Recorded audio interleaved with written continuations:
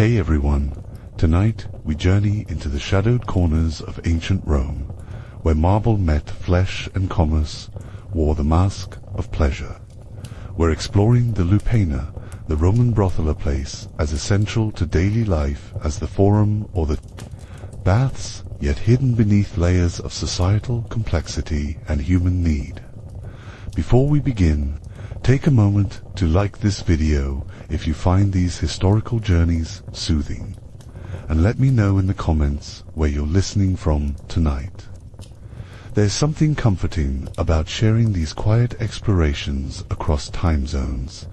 Dim your lights, perhaps light a candle, and let the soft hum of history carry you into the world of ancient Rome, where the lines between sacred and profane, public and private, were drawn very differently than today. You're walking through the Subura district of Rome as the sun begins its descent behind the 7 hills. The cobblestones beneath your sandals are worn smooth by countless feet, slick with the remnants of the day's comma-spilled wine, olive oil, and things you'd rather not identify. The air is thick with the scent of cooking food, burning incense, and unwashed bodies pressed together in the narrow streets. This is not the Rome of emperors and senators, not the gleaming marble of the Forum Romanum.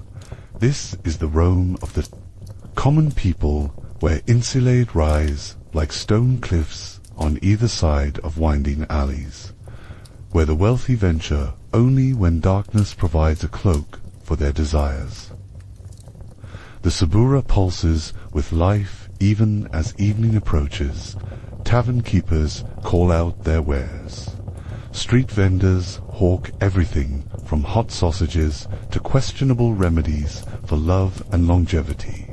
Children dart between legs, quick as rats, while their mothers lean from upper windows, shouting gossip and insults with equal fervor, and they're tucked between a Phalonica laundry where cloth is cleaned with urine, and fuller's earthand, a thermopolium serving steaming bowls of spiced wine.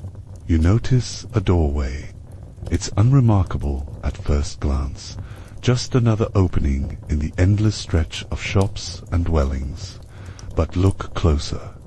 Above the entrance, painted directly onto the weathered plaster, is a symbol that needs no translation across languages or centuries.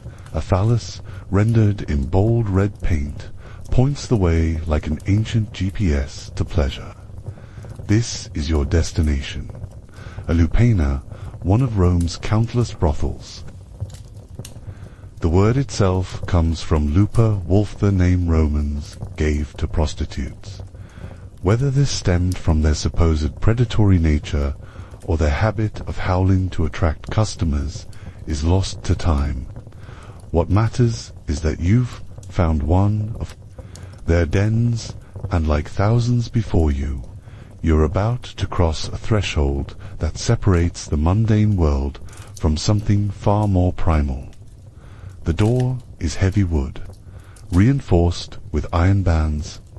It creaks as you push it open, the sound echoing briefly in the narrow street before being swallowed by the urban symphony of Rome after dark. Behind you, the city continues its eternal dance of commerce and survival. Ahead lies something older than civilization itself, the transaction of desire. The moment you step inside, the noise of the street doesn't disappear, it transforms. The shouting of vendors becomes a muffled backdrop to something more intimate. The soft murmur of conversation, the clink of coins, the rustle of fabric against skin. Your eyes, adjusted to the bright Mediterranean sun, struggle in the dim interior lit only by oil lamps that cast dancing shadows on the walls. The entrance chamber is small, cramped with barely enough room for a handful of people to stand comfortably. The ceiling is low, oppressive, forcing even average-height Romans to duck slightly. This is intentional, the architecture of shame, designed to make visitors feel vulnerable, exposed, despite the anonymity the darkness provides. But it's the walls that truly announce where you are. They're covered in frescoes, painted with a directness that would make even modern viewers pause. These aren't the idealized gods and goddesses of public art. These are working images, instructional, almost depicting acts of physical intimacy with an honesty that's both clinical and erotic. The paintings serve multiple purposes: advertisement, menu, and reassurance that what happens here is natural, even necessary. The proprietor emerges from the shadows, a stout woman with calculating eyes and fingers heavy with rings. She's called Alina, a madam, and she runs this establishment with the efficiency of any Roman business. Her toga is finer than those of her employees, dyed a deep purple that speaks of prosperity built on the appetites of others. She sizes you up with a glance that misses nothing: the quality of your clothing, the weight of your purse, the nervousness or confidence in your posture. Are you a first-time visitor, trembling with anticipation and fear? A regular customer with established preferences? A wealthy patrician slumming in the Subura? Or a common laborer spending his hard-earned denarii on a moment's pleasure? Welcome, she says, her voice carrying the authority of someone who has seen everything and judges nothing, at least not openly. What brings you to our humble establishment tonight? Behind her, deeper in the building, you can hear movement. Footsteps on wooden floors, muffled conversations, the occasional laugh. This is a place of business, operating with the same rhythms as any shop or tavern, except the commodity being sold is intimacy, and the customers often arrive bearing more than money. Roman brothels were not palaces of vice, despite what Hollywood might suggest. They were functional spaces designed for efficiency rather than luxury. As your eyes adjust to the dim lighting, you begin to make out the layout of this particular establishment, typical of lupanas throughout the empire. The ground floor is divided into small chambers, each barely large enough for a narrow bed and perhaps a chair. The walls are made of tufa, a local volcanic stone that's cheap but durable. The doorways are low, forcing customers to bend as they enter, another architectural choice that reinforces the secretive, almost shameful nature of the transaction. Each cell, for that's really what they are, has a bed made of masonry covered with a thin mattress stuffed with straw. There's no window to the outside world, just a small opening high on the wall that provides minimal ventilation. The only privacy comes from a curtain or wooden door that can be drawn across the entrance. Above each doorway, painted directly onto the stone, is a small fresco depicting the specialty of the occupant within. These aren't merely decorative, they are practical advertisements for customers who might not speak Latin or Greek. A woman skilled in oral pleasures might have her doorway marked with an appropriate image. One known for her abilities in various positions might have a more elaborate scene. The art is explicit but not crude, rendered with the same matter-of-fact directness that Romans applied to all aspects of life. The proprietress leads you past these chambers, some occupied, indicated by a wooden token hanging outside, others vacant and waiting. In one, you catch a glimpse of a woman reclining on her bed, applying kohl to her eyes with the practiced efficiency of someone preparing for work. In another, you hear the low murmur of negotiation price services, duration conducted in the universal language of commerce. Upstairs, if there is an upstairs, are the more expensive quarters. These rooms are larger, better appointed, reserved for clients willing to pay premium prices for premium services. The women who work these rooms are often slaves of exceptional beauty or skill, sometimes educated Greeks captured in war, sometimes freed women who have chosen this profession over the alternatives available to them.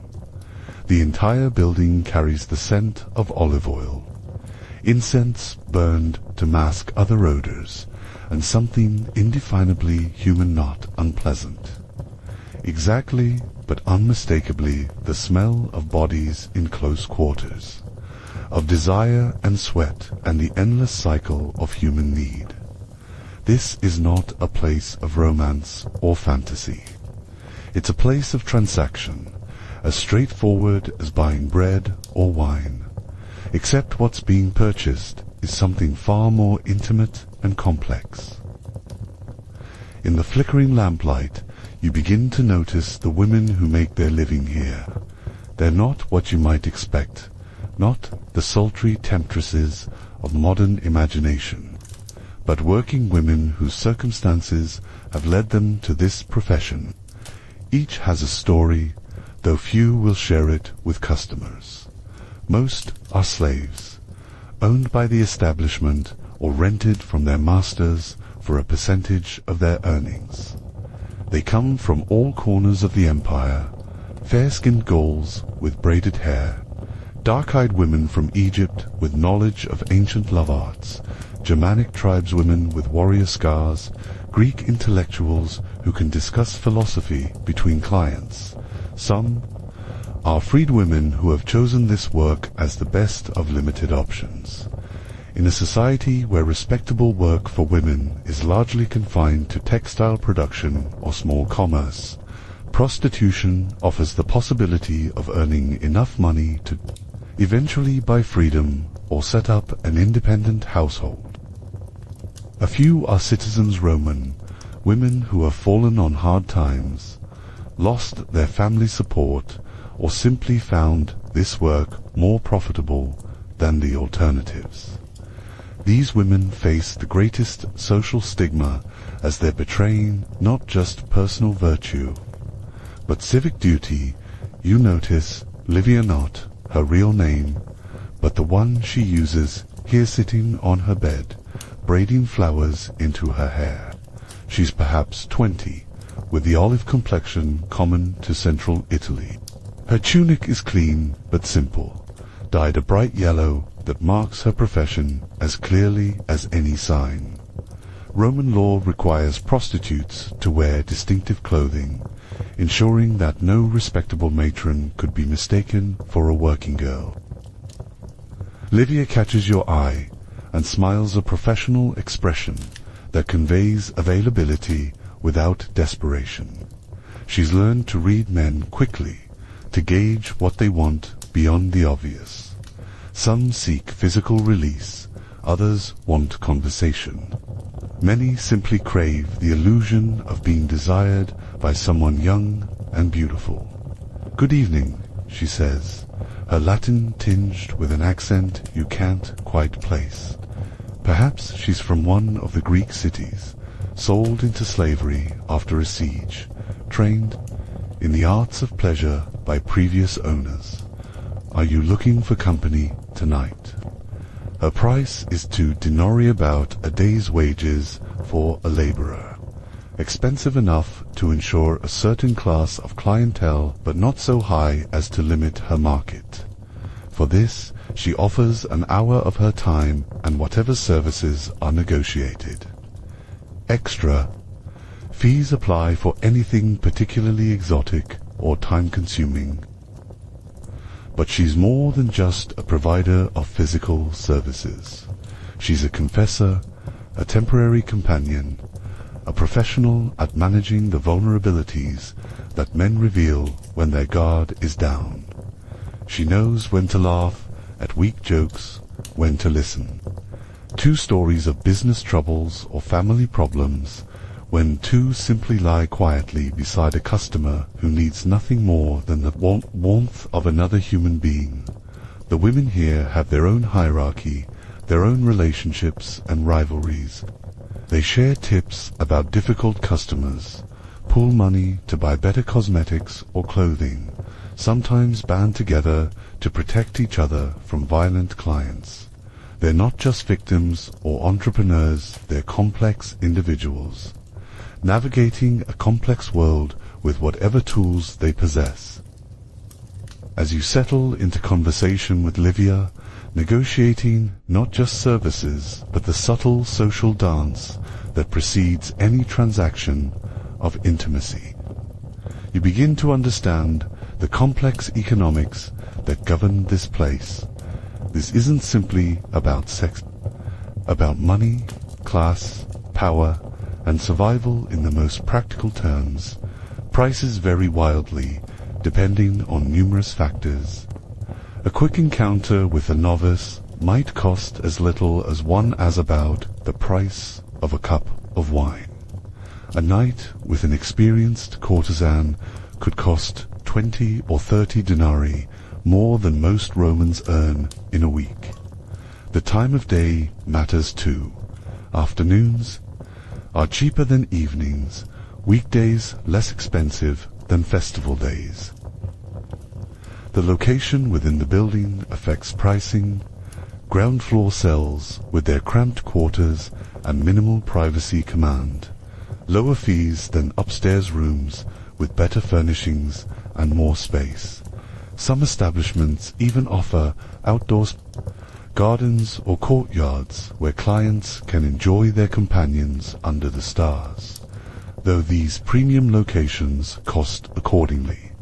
The proprietress takes her cut, typically half of what each woman earns, though this can vary based on whether the woman is slave or free, whether she brings her own clientele, and how much the establishment has invested in her training and appearance. From what remains, the women must pay for their food, clothing, cosmetics, and any medical care they might need. Some women supplement their income through tips, gifts from regular customers, or side arrangements that bypass the house's commission. A client might provide jewelry, better clothing, or even contribute toward a woman's eventual freedom. These relationships blur the line between commerce and genuine affection, creating complex emotional dynamics that neither party fully controls. The brothel itself operates on razor-thin margins. Rent in the Subura is expensive. Oil for lamps costs money. Food for the women and guards and cleaning staff adds up. Bribes to officials who might otherwise cause trouble are a regular expense. Protection money paid to local gangs ensures that customers can visit without fear of robbery usually. Competition is fierce. Rome has hundreds of brothels, from elegant establishments catering to senators and wealthy, merchants to crude stalls where dock workers spend their daily wages. Each must find its niche, whether through the beauty of its women, the exoticism of its offerings, or simply the convenience of its location. Some lupanas specialize in particular fetishes or preferences. One might cater to men who prefer older women, another to those seeking partners of specific ethnicities. Certain establishments gain reputations for discretion, attracting married men or public figures who cannot afford scandal.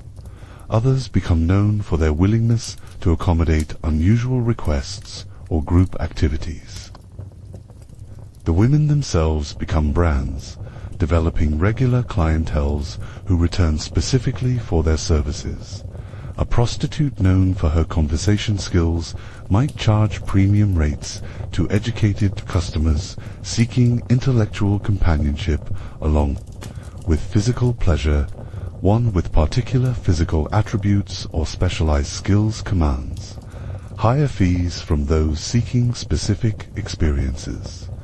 Through it all runs the constant tension between the public face of Roman morality, which officially disapproves of prostitution while acknowledging its necessity, and the private reality that these establishments serve fundamental human needs, while providing livelihoods for thousands of women who might otherwise starve. As the evening progresses, you observe the steady stream of men who frequent this establishment.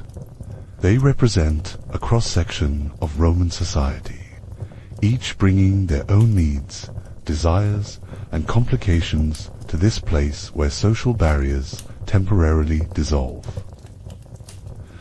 There's Marcus, a middle-aged shopkeeper from the Aventine Hill, still dusty from a day spent selling pottery to housewives and slaves. He's a regular, visiting twice weekly with the reliability of someone keeping a business appointment. He always requests the same womaner blonde Gaul named Bridgetand. Their interaction has evolved from purely transactional to something approaching genuine friendship. He tells her about his ailing wife, his ungrateful son, his fears about growing old and irrelevant. She listens with the practiced sympathy of someone who understands that loneliness is as marketable a commodity as beauty. In another corner sits Gaius Claudius, a young patrician whose purple-striped toga marks him as senatorial class. He's slumming, drawn by the appeal of anonymity and the thrill of doing something his stern father would find appalling. He affects a casual air, but his nervousness is obvious to anyone paying attention. This is probably his first visit to a brothel, and he's torn between excitement and the fear of being recognized by someone from his social circle. He'll overpay and tip, generously, partly from inexperience and partly from a desire to feel magnanimous in surroundings that make him uncomfortable.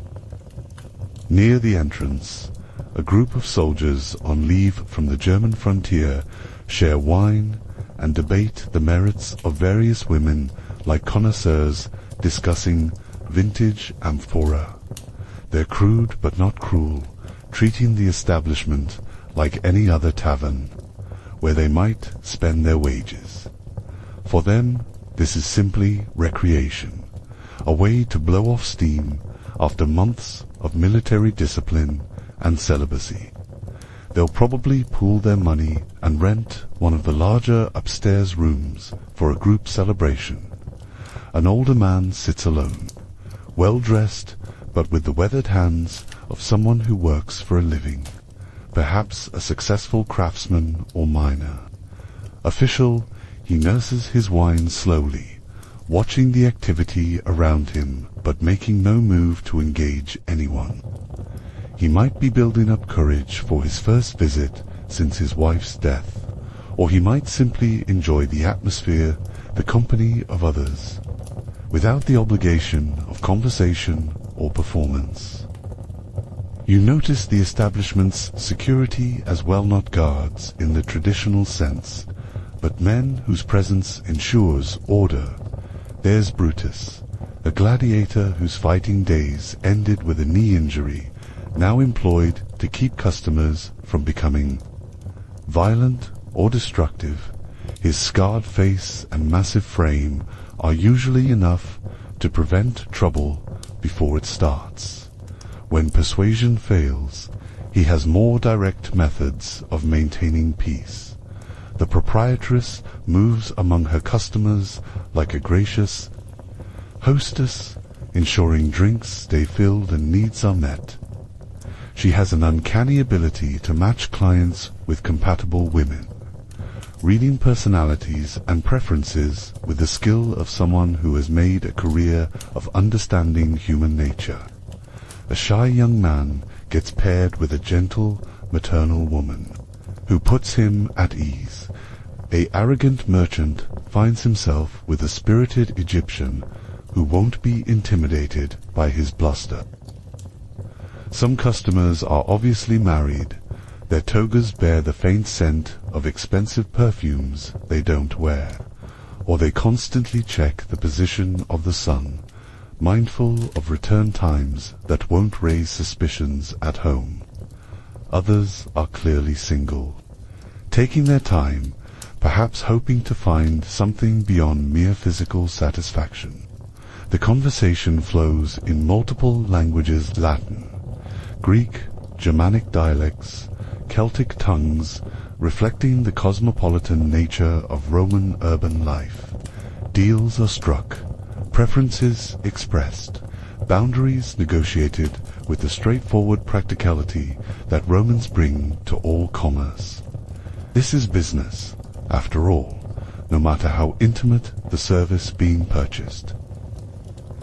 As your own negotiations with Livia reach their conclusions, services agreed upon, payments settled, expectations clarified, do you begin to understand the elaborate social rituals that govern these intimate transactions? Nothing here happens without protocol, without understanding of roles and boundaries that protect both parties in an inherently vulnerable situation. First comes the ceremonial washing. Livia leads you to a small alcove where a basin of warm water waits, scented with rose oil and herbs.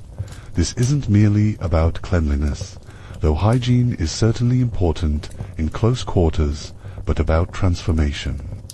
The water marks the transition from the public world, where you're a citizen, a worker, a family member, to this private space where you're simply a man with needs. She washes your hands and face with practiced efficiency, her touch professional but not cold.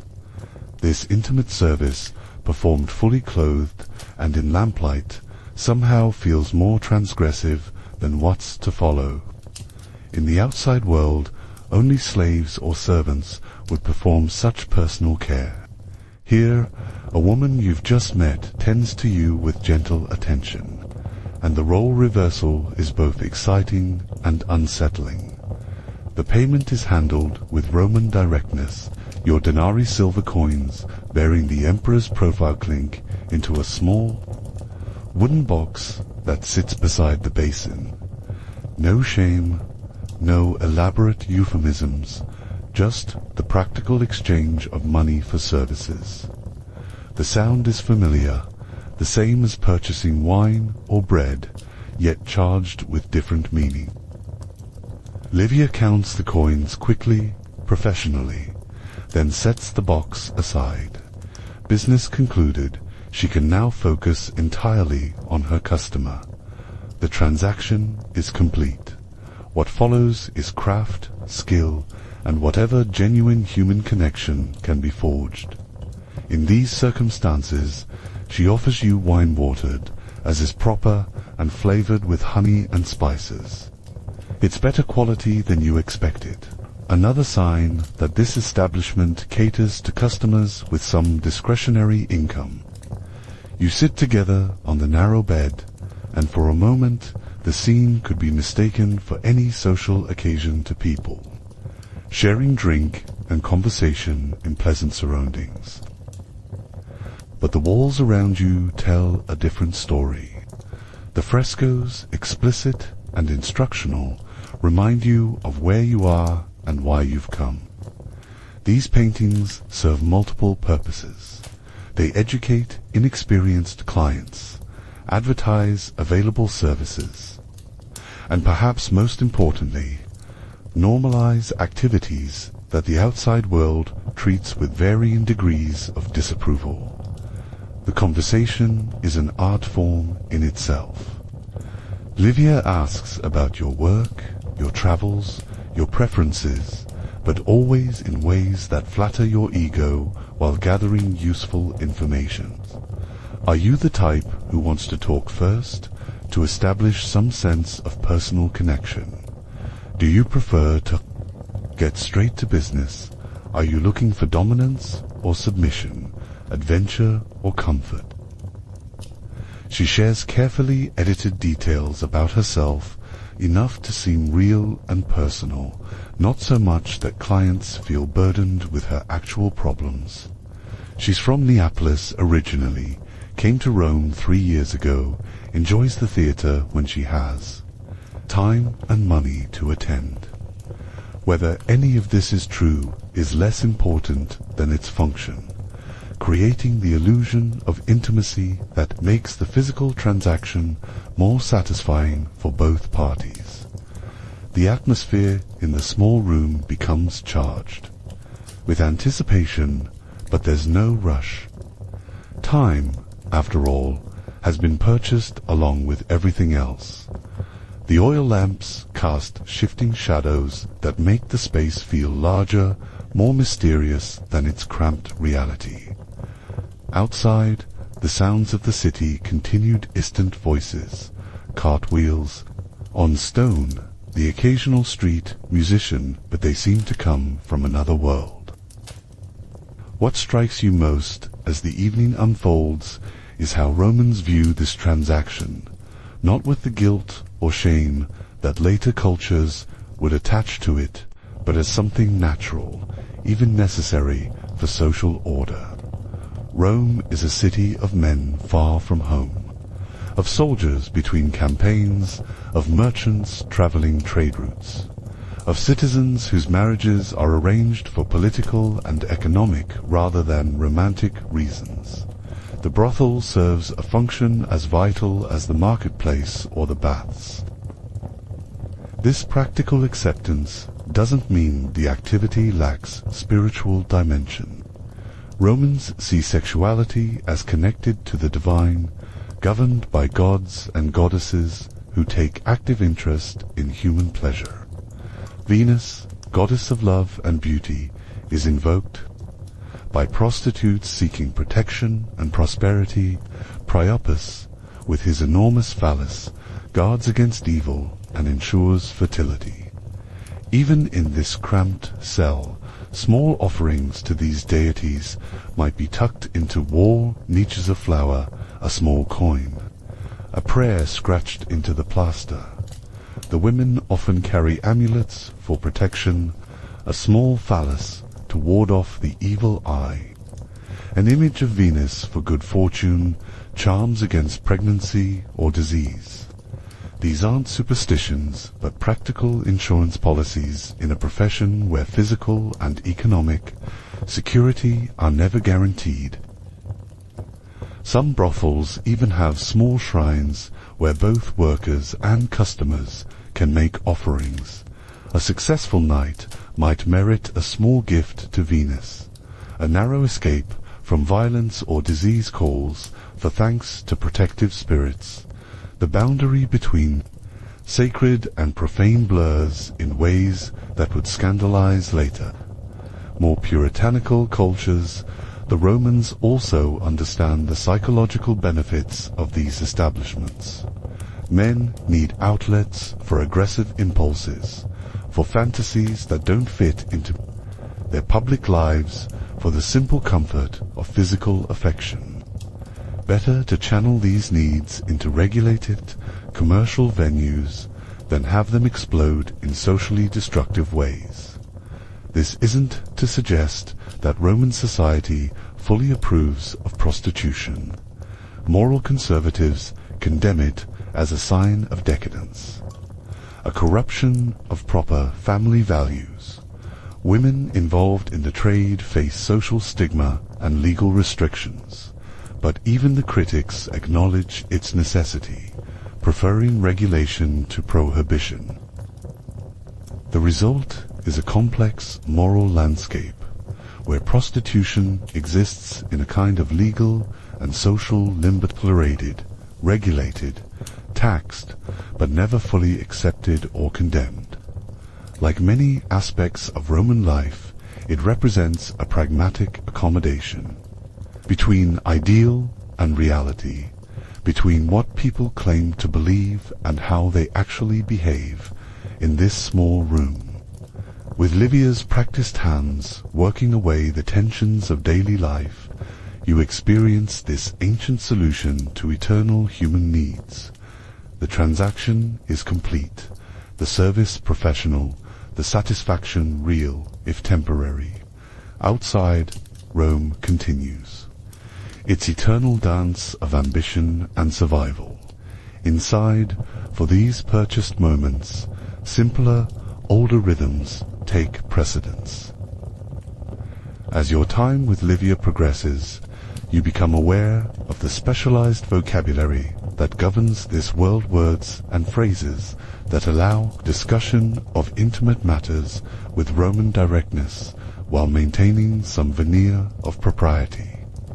This linguistic dance reflects the broader cultural tension between necessity and respectability that defines Roman attitudes toward sexuality. The women are never called prostitutes in polite conversation, though that's clearly their profession.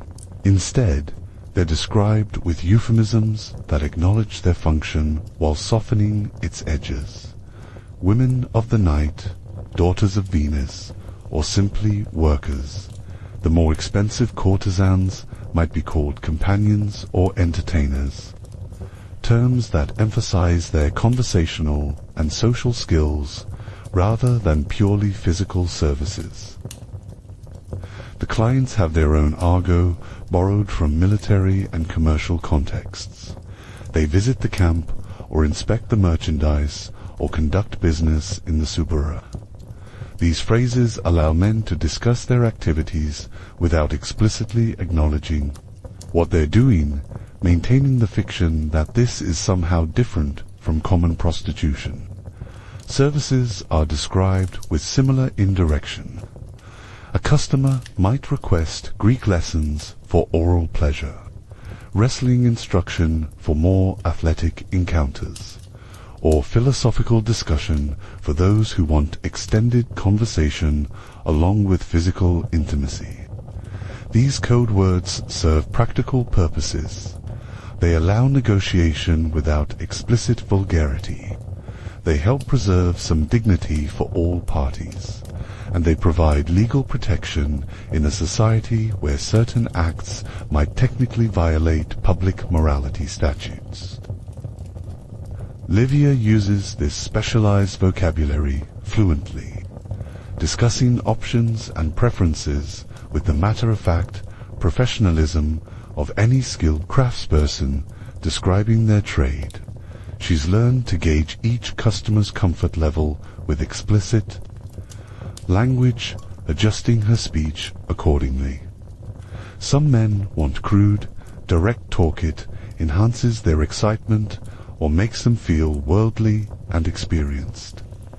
Others prefer elaborate euphemisms that allow them to maintain the illusion that they're engaged in something more refined than a simple commercial transaction. The physical setting reinforces these linguistic strategies. The frescoes on the walls provide visual vocabulary, allowing clients to point to desired activities without having to articulate them verbally. This is particularly helpful when language barriers exist. A Germanic tribesman and a Greek courtesan might not share much Latin, but the instructional artwork provides a universal communication system. Payment discussions follow their own linguistic protocols. Money is never simply money, it's appreciation, gratitude, or support for the household. The fiction that this is somehow a gift rather than payment for services helps maintain everyone's dignity. Additional fees for special requests are framed as contributions to the temple or offerings to Venus, connecting the transaction to religious rather than purely commercial contexts. Even the expressions of pleasure and satisfaction follow cultural scripts. Roman sexuality values vocal. Appreciation silence suggests indifference or disapproval, but the sounds and words must fit within acceptable parameters. Too much enthusiasm might seem false or theatrical. Too little might insult the providers. Skills. The women learn to respond appropriately to each customer's style and preferences, matching their verbal reactions to create the desired atmosphere. This elaborate linguistic framework serves everyone's interests. It allows the transaction to proceed smoothly while preserving some sense of dignity and propriety. It provides legal and social protection for activities that exist in cultural gray areas. Most importantly, it acknowledges that even the most basic human transactions involve complex emotional and psychological components that pure commercial language cannot adequately address. As the night deepens and your time in the establishment extends, you begin to notice the broader ecosystem that surrounds and supports this place. The brothel doesn't exist in isolation. It's part of a complex web of businesses, relationships, and dependencies that extends throughout the suburra and beyond. The building itself is owned by someone who never sets foot. Here, probably a wealthy patrician or successful merchant who sees this as just another income-producing property, like apartment buildings or workshops. The day-to-day management falls to the proprietress, but she answers to an owner, who cares only about monthly revenues and maintaining property values. Suppliers come and go throughout the evening. A wine merchant delivers amphorae of various qualities, good, vintage for wealthy clients, cheaper fare for common soldiers. An oil seller brings fuel for the lamps and scented varieties for massage and hygiene. A baker's slave delivers bread and pastries for the small meals served to customers who want to extend their visits. Security is provided not just by the in-house guards, but by an informal network of neighborhood watchers, street gangs, and off-duty vigils roams, fire brigade, and night watch. These men receive regular payments to ensure that customers can visit safely and that rival gangs don't try to muscle in on the territory. The bribes are factored into operating costs like any other business expense. Medical care is available through a network of physicians and healers who specialize in the problems common to this profession. Some are skilled Greek doctors who provide discreet treatment for wealthy clients. Others are folk healers who offer potions and charms for pregnancy prevention, disease cure, and enhancement of sexual performance. The proprietress keeps contacts.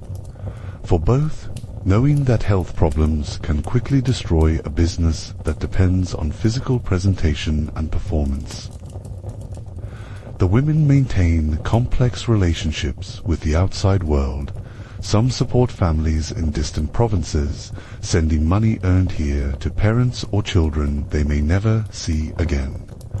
Others save toward purchasing their freedom or setting up independent households. A few maintain secret relationships with regular customers that might eventually lead to marriage or long-term arrangements outside the commercial context. Local temples receive regular donations from the establishment both as genuine religious observance and as insurance against moral crusades that might threaten business. Priests who publicly condemn prostitution might privately accept contributions that fund temple repairs or religious festivals. This hypocrisy is so common that no one remarks on it. The neighborhood economy depends heavily on these establishments. Taverns near brothels stay busy serving customers who want to drink before or after their visits. Craftsmen who make specialized items, jewelry, cosmetics, perfumes, contraceptive devices find ready markets here. Even street entertainers and musicians benefit from the foot traffic generated by venues of this type. Politicians and officials maintain carefully managed relationships with the brothel district. Public morality campaigns are balanced against tax revenues and the practical benefits of keeping potentially disruptive male desires channeled into regulated outlets. Raids and crackdowns happen periodically, usually when political pressure demands visible action against vice. But they're generally brief and theatrical rather than seriously intended to shut down the trade. This complex web of relationships and dependencies means that the brothel, despite its marginal social status, is actually deeply integrated into the broader urban economy and social structure. It survives not through secrecy or criminality, but through a complex series of accommodations that acknowledge both official disapproval and practical necessity. As your evening in the Lupaina continues, time takes on a different quality than in the outside world. There are no sundials here, no water clocks marking the canonical hours. Time is measured instead by the rhythm of business, the ebb and flow of customers. The progression from shy negotiation through satisfied completion to drowsy aftermath. The building develops its own circadian rhythm. Early evening brings the nervous first-timers and the regulars stopping by after work. Midnight sees the arrival of serious drinkers and men whose wives think they're still at dinner parties or business meetings. The small hours before dawn attract a different clientele entirely insomniacs, night workers finishing their shifts, travelers who prefer to conduct their business when the streets are empty. Livia shares some of this operational knowledge as you rest between activities, sipping wine and listening to the sounds of commerce continuing in other rooms. She's learned to read the patterns of demand, the seasonal variations in business. The way political events and religious festivals affect customer behavior during major games or military triumphs. Soldiers flood the district with prize money and victory bonuses.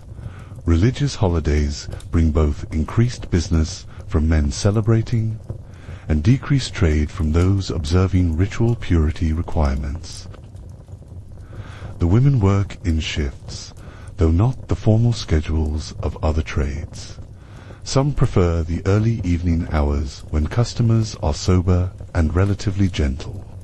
Others specialize in the later shifts when drink makes men both more generous with money and less discriminating about services. The most experienced workers often take the most challenging clients, the violent ones, the extremely wealthy who expect elaborate performances, the foreigners with unusual customs or expectations. Between customers, the women attend to practical matters. They wash, reapply cosmetics, change into fresh tunics, discuss problem clients and successful techniques. The proprietress makes rounds, checking on her workers, handling disputes, managing the complex logistics of running a business where inventory consists of human beings with their own needs and problems.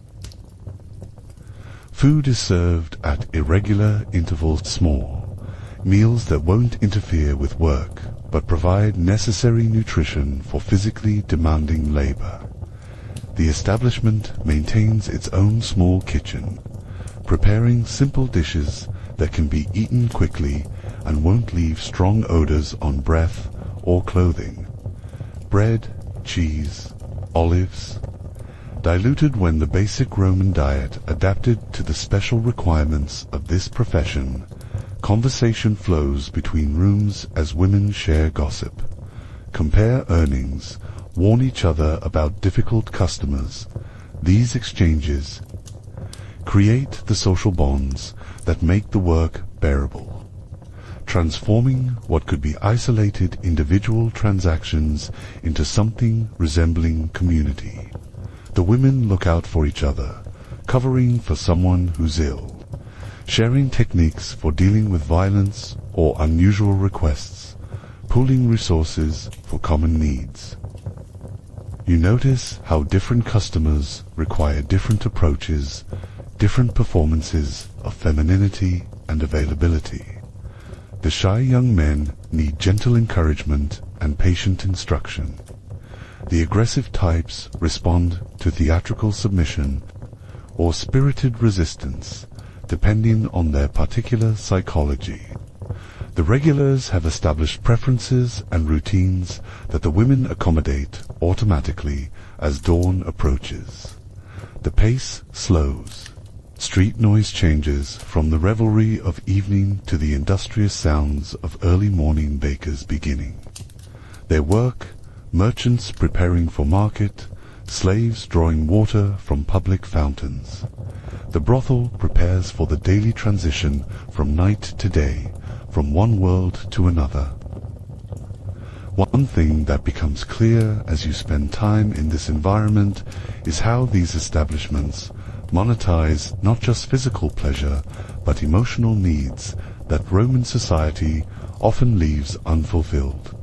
The transaction extends far beyond the mechanical exchange of money for sexual services into complex territories of companionship, validation, and human connection.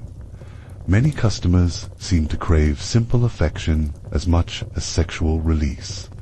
They want to be touched gently, spoken to kindly, treated as if they matter to someone. In a society where marriages are often political arrangements and friendships are carefully calculated for social advantage, the purchased intimacy of the brothel offers something surprisingly rare: attention without ulterior motive, acceptance without judgment. Livia has developed considerable skill at providing these emotional services. She listens to complaints about ungrateful children, demanding wives, unfair employers, and business reversals with apparent sympathy and interest. She offers advice, comfort, and validation in carefully measured doses, enough to satisfy the customer's emotional needs without becoming genuinely involved in problems she can't actually solve. This emotional labor is perhaps more demanding than the physical aspects of her work. She must remember details about regular customers' lives, maintain consistent personas across multiple visits, and navigate the complex boundary between genuine caring and professional performance. Some customers want to believe they're special. To her, others prefer honest acknowledgement of the commercial nature of their relationship. The proprietress understands this dynamic and prices accordingly. A customer who wants extended conversation, emotional support, or the illusion of romantic connection pays more than one seeking quick physical gratification. Some women develop reputations as excellent listeners or skilled at providing comfort to men going through difficult periods. These specialties command premium rates and generate loyal clienteles. The establishment also serves as an informal counseling service for men struggling with various forms of personal crisis. A merchant facing bankruptcy might find more understanding here than among his social equals who see his failure as threatening or embarrassing. A soldier traumatized by combat experiences might receive more genuine empathy from a prostitute who has seen violence and vulnerability than from fellow warriors who maintain facades of invincibility.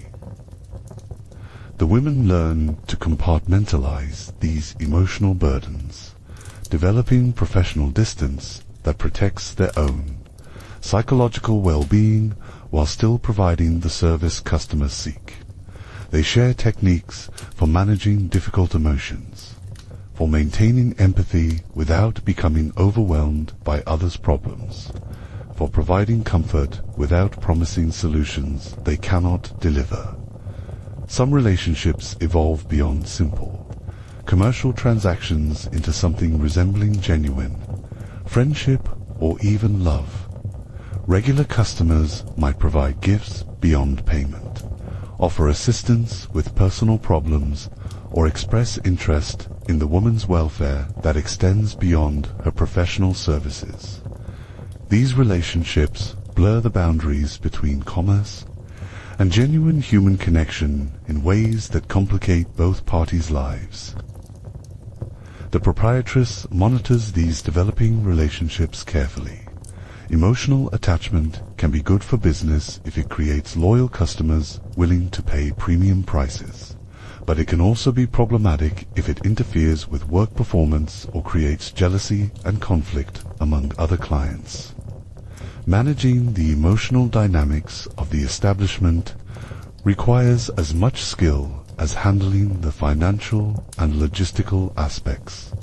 The broader Roman society provides few outlets for the kind of emotional intimacy that men seek here. Male friendships are often competitive and hierarchical. Family relationships are structured around duty and obligation, rather than emotional support. Marriage serves political and economic functions that may not include personal compatibility or affection. The brothel fills gaps in the social fabric that official institutions cannot address. As the first grey light of dawn begins to filter through the high windows, the atmosphere in the lupanar shifts subtly. The urgent energy of night gives way to something more relaxed, almost melancholy. Business slows as customers return to their homes, their wives, their legitimate lives. The women prepare for the daily transformation from night workers to daytime women existing on the margins of respectable society. You notice how the morning light changes everything. What seemed mysterious and exciting in lamplight appears tired and shabby in the harsh clarity of dawn. The frescoes that were erotic in flickering shadows look crude in daylight. The women's cosmetics, artfully applied for evening work, now show signs of wear and smudging that reveal the effort behind the illusion. Livia begins the process of cleaning and preparing for rest.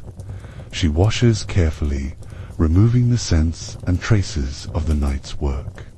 Her movements are efficient, practiced, the routine of someone who has done this hundreds of times. She counts her earnings, setting aside money for the house, for personal expenses, for the small luxuries that make this life bearable. The transformation from working woman to daytime person involves more than just washing and changing clothes. Her posture shifts, her voice takes on different tones, her facial expressions become more guarded. The professional warmth and availability that characterized her nighttime persona gives way to something more defensive, more private. Other women undergo similar transitions, preparing for a few hours of sleep before the cycle begins again. Some have families to return, 2 children being cared for by relatives, elderly parents who depend on their earnings.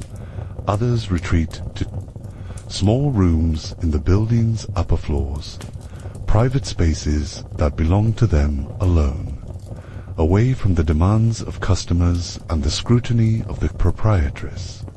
The building itself seems to exhale as the night's tensions release. Slaves appear to clean the rooms, change bedding, refill oil lamps, and prepare for the next evening's business. The proprietress counts revenues, pays wages, and begins planning for the day ahead. Bills must be paid, supplies ordered, problems resolved. Outside, Rome awakens to legitimate business. Merchants open their shops, Officials begin their daily duties. Families gather for morning meals. The city transforms from the shadowy realm of night pleasures to the bright world of public virtue and civic responsibility. The two worlds exist in parallel, each necessary to the other, each pretending the other doesn't exist. A few late customers hurry through the streets, pulling their togas close, hoping to return home before their absence is noticed. Early risers, heading to work in the markets or workshops, pass them without acknowledgement, maintaining the fiction that respectable Romans don't know what goes on in places like this. The contrast between night and day worlds highlights the fundamental tension in Roman attitudes toward sexuality and pleasure. What is necessary and tolerated in darkness becomes shameful and hidden in daylight. The same men who seek comfort and satisfaction here would publicly condemn prostitution as a moral evil, corrupting Roman youth and undermining family values. As you prepare to leave the establishment, you begin to understand how this single brothel represents a vast underground economy that parallels the official Roman commercial system.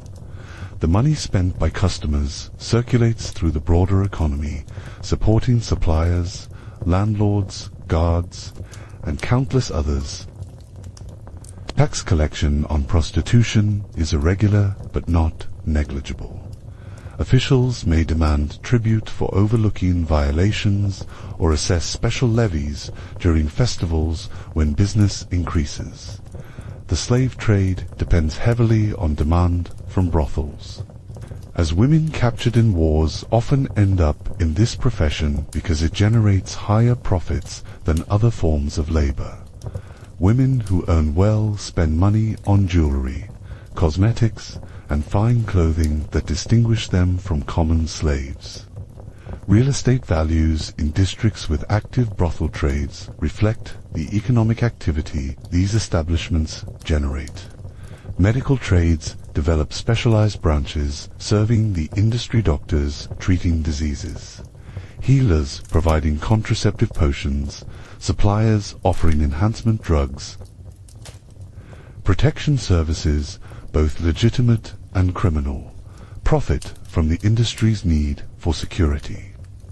The line between legal and illegal protection often blurs in ways that benefit everyone, except establishment owners who must pay multiple times for the same service. What might surprise modern observers is how deeply intertwined prostitution and religious practice were in Roman society.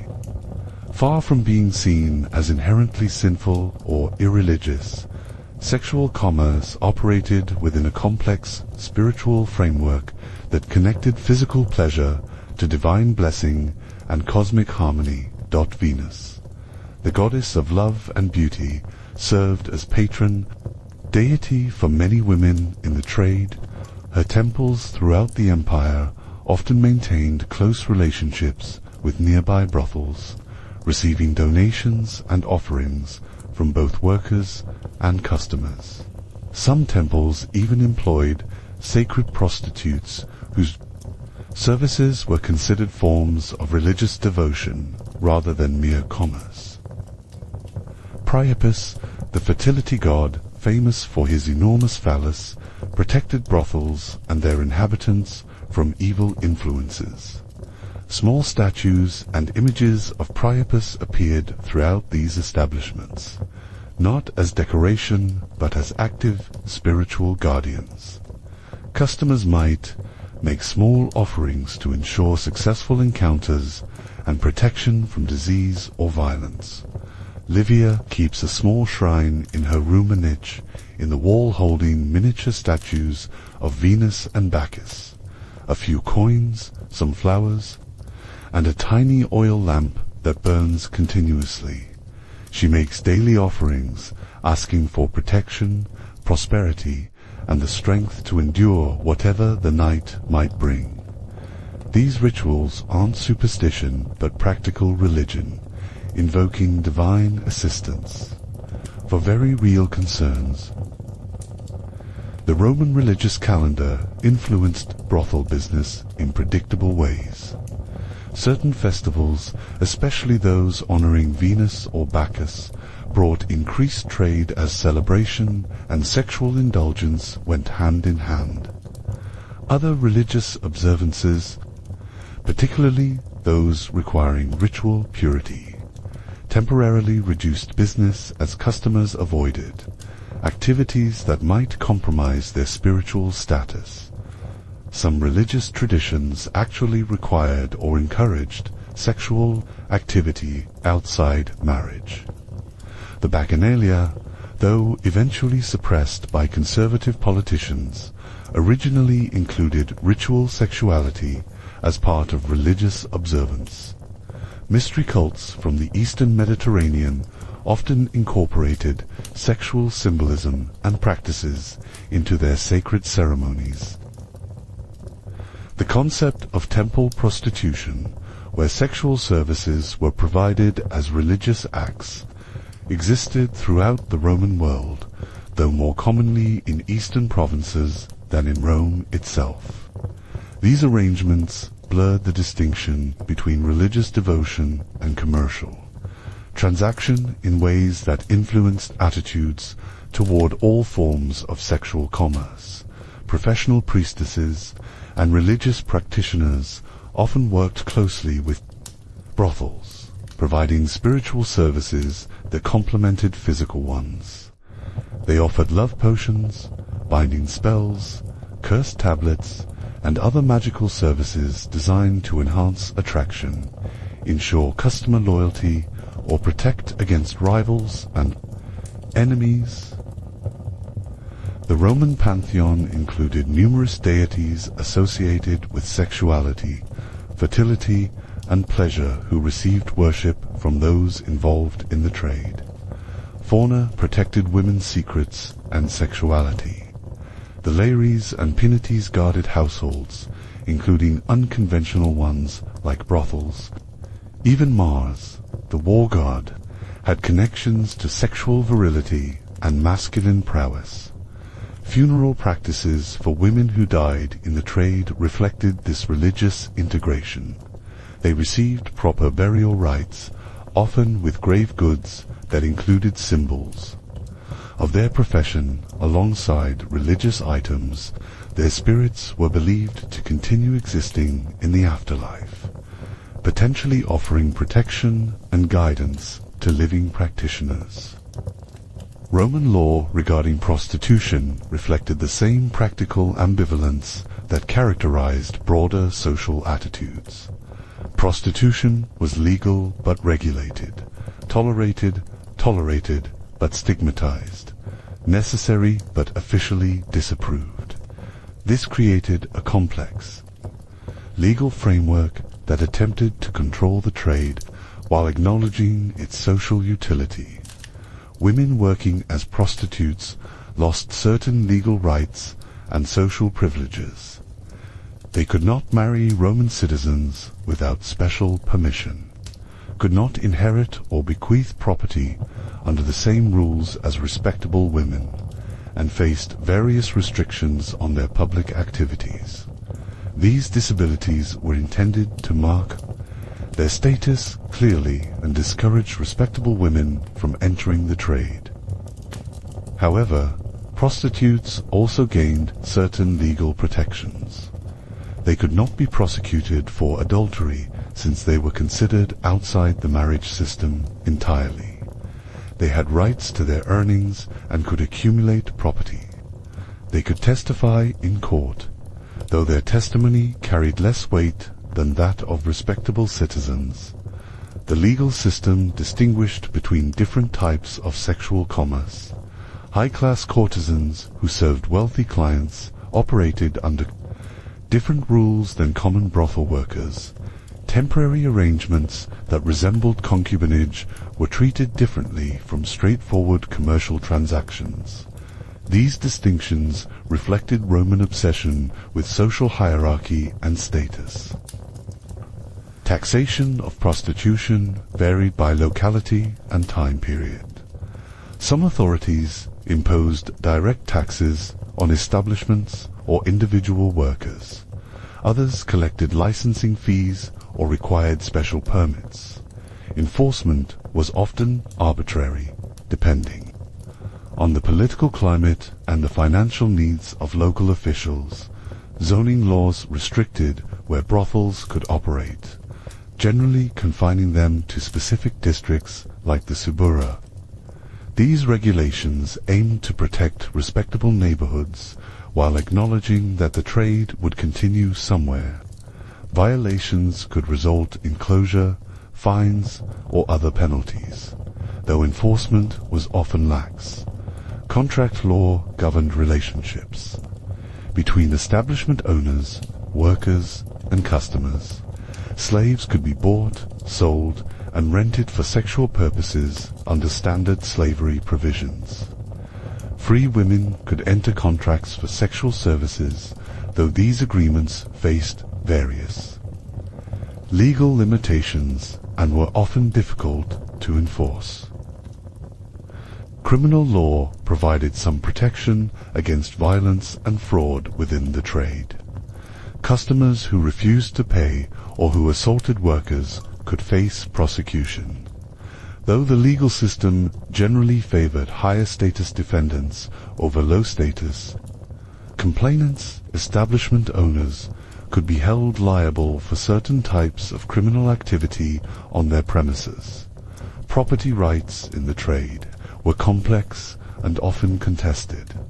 Slaves had no property rights themselves, but free women could own businesses, buildings, and other assets. Ownership of brothels often involved multiple parties with different types of claims and interests, leading to frequent legal disputes. The physical demands and health risks of prostitution in ancient Rome were significant. Roman understanding of medicine, while limited, included practical knowledge about preventing and treating conditions common in the trade. Disease prevention relied on ritual purification and folk medicine. Women used herbal preparations believed to prevent pregnancy and infections. Silphium, a now extinct plant from North Africa, was highly prized as both contraceptive and abortifacient. Commanding prices comparable to silver, personal hygiene was taken seriously for both health and business reasons. Establishments provided washing facilities, and workers maintained cleanliness standards. Roman bathing culture supported these practices. Pregnancy was both professional hazard and potential path to different employment. Pregnant prostitutes often moved into management roles or related trades. Violence was an occupational hazard that establishments tried to minimize through security measures, though legal remedies for assault were often difficult to pursue. Aging required careful planning. Physical beauty inevitably declined with time. Successful women saved money, developed management skills, or cultivated wealthy patrons for long-term support. One aspect of brothel life that reveals the complex humanity beneath commercial transactions is the presence of children offspring of the women working there. Youngsters born into circumstances that offer limited options, but sometimes unexpected opportunities for advancement beyond their origins. These children grow up in a world that exists parallel to conventional Roman family life. They learn early to navigate between the public face, their mothers present, to customers, and the private. Individuals they are during quiet moments. They develop sophisticated understanding of adult relationships, social hierarchies, and economic necessities that most children never encounter. Many serve practical functions within the establishments. Young girls might help with cleaning, serving food and drink, or carrying messages. Boys often work as guards or runners, using their mobility and apparent innocence to gather information or conduct business that requires discretion. Their labor helps reduce operating costs while providing them with small incomes and practical skills. Education for these children follows unconventional patterns. They're often taught to read and write by customers who take interest in their welfare or by women in the establishment who possess these skills. Some learn multiple languages from the diverse clientele and international workforce common in larger brothels.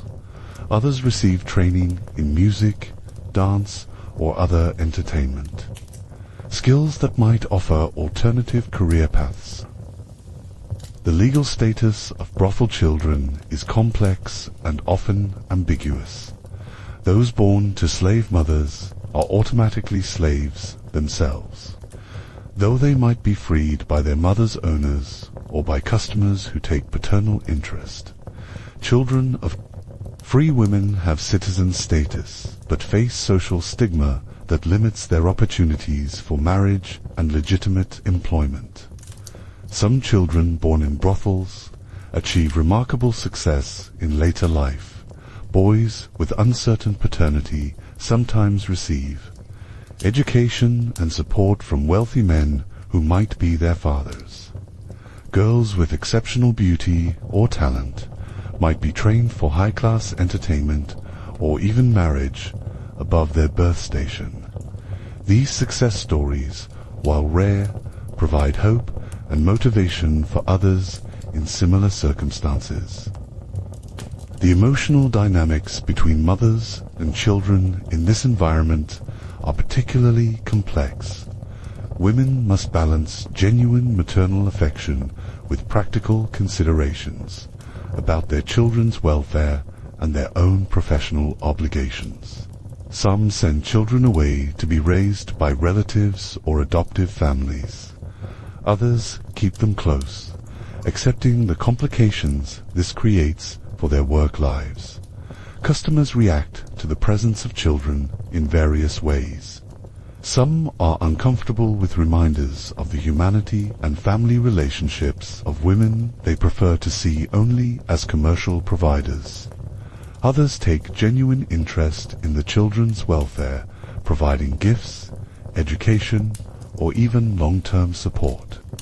These relationships sometimes evolve into informal adoptions or apprenticeships.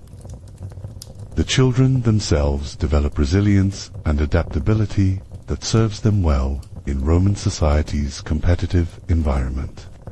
They learn to read people quickly, to adapt their behavior to different social situations, and to find opportunities in circumstances that might discourage others.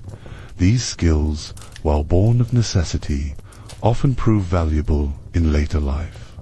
Religious and cultural traditions around these children reflect broader Roman attitudes toward family, legitimacy, and social mobility. They participate in festivals and rituals appropriate to their status, receive religious instruction, and are included in community activities despite their unconventional circumstances. Like all Roman businesses, brothels operated according to rhythms that reflected urban life, agricultural cycles, and religious observances.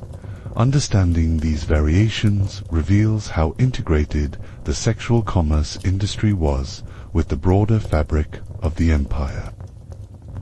Spring brought increased business as winter isolation ended and military campaigns resumed. Trade routes reopened, bringing merchants and travelers with money to spend. Summer was peak season. Long days encouraged nighttime activity, religious festivals multiplied, and harvest profits flowed into urban areas. Winter was the slow season. Though business continued at reduced levels, this was time for major repairs, training new workers, and planning for the coming year. Religious calendar observances created predictable peaks, and valleys festivals honoring Venus brought increased trade, while purification periods temporarily reduced business. Political events affected patterns too. Elections brought visitors from throughout the empire. Economic cycles influenced both customer demand and worker supply. Prosperous periods brought more customers, but also alternative employment opportunities that reduced women entering the trade. Within the practical framework of commercial sexuality, individual women developed personal styles and specialties that distinguished them from competitors and attracted loyal clienteles. These professional personas were carefully crafted performances that balanced genuine personality traits with calculated appeals to customer psychology. Livia, whose services you've experienced, represents one common type, the approachable companion, who combines physical availability with emotional comfort. Her technique relies on making customers feel valued and attractive rather than merely tolerated.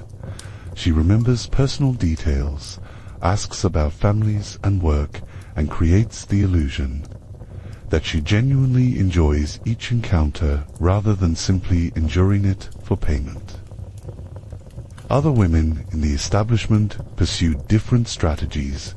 There's Claudia, a striking Egyptian who emphasizes exotic mystery and specialized knowledge of Eastern love arts. Her room is decorated with imported fabrics and burning incense that creates an atmosphere of foreign luxury. She speaks in accented Latin that many customers find exciting, and she claims knowledge of erotic techniques supposedly unknown to Roman women. Brusha, a former Germanic captive, appeals to customers who enjoy the fantasy of conquering barbarian women. Her blonde hair and pale skin mark her as distinctly foreign, while her fierce demeanor suggests that her submission is hard-won rather than easily given. Some customers want to be dominated by her strength. Others prefer the challenge of mastering someone who appears formidable. Young Tertia specializes in serving older customers who want to feel youthful and virile. Her genuine inexperience is part of her appeal, but she's learned to express admiration for her clients' worldliness and sexual expertise. She asks questions that flatter their knowledge, expresses amazement at their stamina, and generally makes them feel like accomplished lovers rather than aging men purchasing companionship. Fabia, approaching 30 and past her physical prime, has reinvented herself as a specialist in conversation and emotional support. Her customers often spend more time talking than engaging in sexual activity. She's developed encyclopedic knowledge of Roman politics, sports, and business that allows her to discuss topics that interest her clients.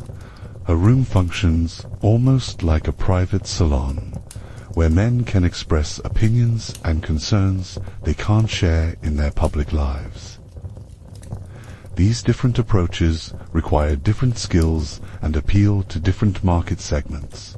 Success depends on matching personal attributes to customer psychology while maintaining professional boundaries that protect both financial and emotional interests. The most successful women understand that they're selling fantasy as much as physical pleasure, and they craft their personas accordingly. The proprietress encourages this specialization because it allows the establishment to serve a broader range of customers while charging premium prices for specialized services. A customer seeking exotic adventure pays more than one wanting simple physical relief. Someone needing emotional support or intellectual conversation might spend entire evenings in the establishment, purchasing extended time and multiple services. Training new workers involves teaching not just sexual techniques, but these broader performance skills. Experienced women share knowledge about reading customer psychology, managing difficult personalities, and developing marketable personas. The establishment functions as an informal school where complex social and emotional skills are transmitted from one generation of workers to the next. As the night reaches its deepest point, when honest citizens are long asleep and only the desperate, the adventurous, and the professionally nocturnal remain active, the brothel takes on a different character entirely. The carefully maintained facades of earlier hours give way to something more raw, more honest, perhaps more human. The customers who arrive during these hours are different from the nervous, first-timers and quick-visiting regulars of earlier evening. These are men whose needs go beyond simple physical satisfaction, somniacs seeking company, travelers far from home and family, workers whose professions keep them active through the night, and those wrestling with demons that prevent normal sleep. You notice how the women adapt to this changed atmosphere. The polished performances of prime hours give way to something more intimate, more genuine. Conversations become deeper, more personal. The rush to serve multiple customers is replaced by extended encounters that blur the lines between commerce and genuine human connection. A ship captain named Gaius sits with Claudia, not in her room but in the common area, sharing wine and stories of distant ports. He's been away from Rome for 2 years, trading in Britain and Gaul, and he needs more than physical pleasure. He needs to remember what it feels like to be Roman, to speak his native language with someone who understands his references and shares his cultural background near the dying fire. An elderly senator's son struggles with insomnia brought on by political pressures and family obligations. Fabia listens to his fears about upcoming elections, his concerns about his father's health, his uncertainty about career choices that will affect not just his own future, but his family's political position. For him, this place offers something unavailable in his normal social circleist conversation, without political calculation. The establishment's rhythm slows during these hours. There's less urgency, less business pressure. The proprietress relaxes her oversight, allowing more natural interactions to develop. Some customers fall asleep and are allowed to remain until morning, paying extra for the privilege of spending entire nights in company rather than returning to empty homes or unsympathetic wives. The women use these quieter hours for their own needs as well. They share more personal conversation among themselves, tend to minor injuries or health issues, sometimes simply rest between customers. The artificial boundaries between worker and person become more fluid as the commercial pressure decreases. Music might emerge. Spontaneously a customer with a lute sharing songs from his homeland, women singing while they work on small crafts or personal tasks. These aren't planned entertainments, but organic expressions of human creativity and sociability that arise when people feel safe and relaxed. The deepest night hours also bring the most troubled customers, men dealing with trauma, loss, or psychological distress that they can't address through normal social channels. Veterans struggling with memories of battle, merchants facing bankruptcy, sons dealing with tyrannical fathers, all find their way to establishments like this seeking some form of human comfort and understanding. For the women, these encounters require different skills than straightforward sexual service. They must provide emotional support, practical counsel, and sometimes simply quiet companionship for men who are suffering in ways that Roman society doesn't acknowledge or address. These services are often unpaid extras, gestures of genuine human compassion that exist alongside but separate from commercial transactions.